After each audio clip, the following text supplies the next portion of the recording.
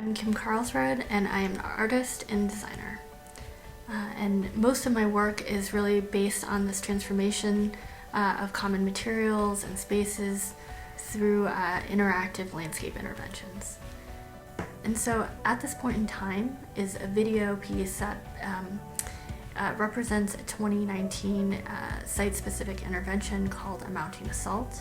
And that work was really about working with the icing salt as this very common, very easily overlooked material that you find everywhere in the landscape.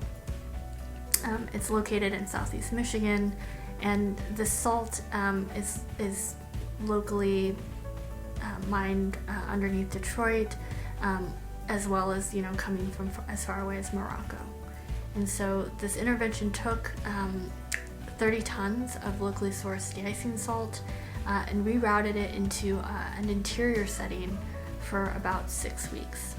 And once it was there, individuals were really invited to engage with this material in whatever way they wished, and these interactions were then documented with time-lapse video.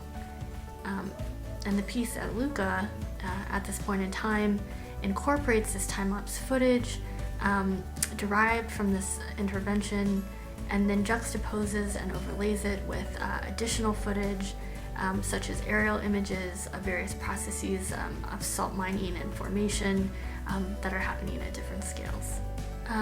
Eternal Return has a very specific relationship with a 2017 intervention called the Super Reachit Pile Study number 1 in Bangalore, India. And there, it was really about this working within the context of a very specific site. It was considered an illegal dumping site that was happening in the periphery of the city. And the landscape was, really considered a wasteland by most of the locals. And, I wanted to challenge some of these conceptions by creating this kind of temporary botanical spectacle that really hopefully invited these new perceptions of value. And so the intervention itself was a field of marigold flowers that covered a very large pile of construction rubble. And so for the installation here at Luca, the intervention is interpreted as a piece called Eternal Return, where a looped video projection of a blooming marigold flower is projected onto a landscape of sand. And this really isn't meant to explain the original work, but it's meant to be a little bit more ambiguous and open-ended. Like with the other pieces, it's paired with this open-ended text and is hopefully an accessible entry point for viewers to produce their own meanings and interpretations of what they're seeing. The third piece is called Mine, a speculative artifact that is really trying to anticipate future interventions that have yet to take place. And so it was conceived as this kit that helps me engage with different types of disturbed earth in urban soils.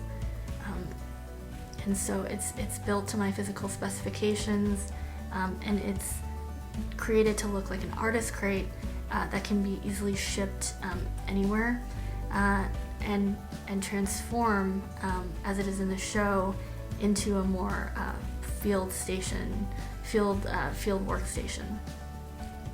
And so it contains all of these different types of tools and materials that will help me examine and manipulate the soil that I come across through different types of casting processes.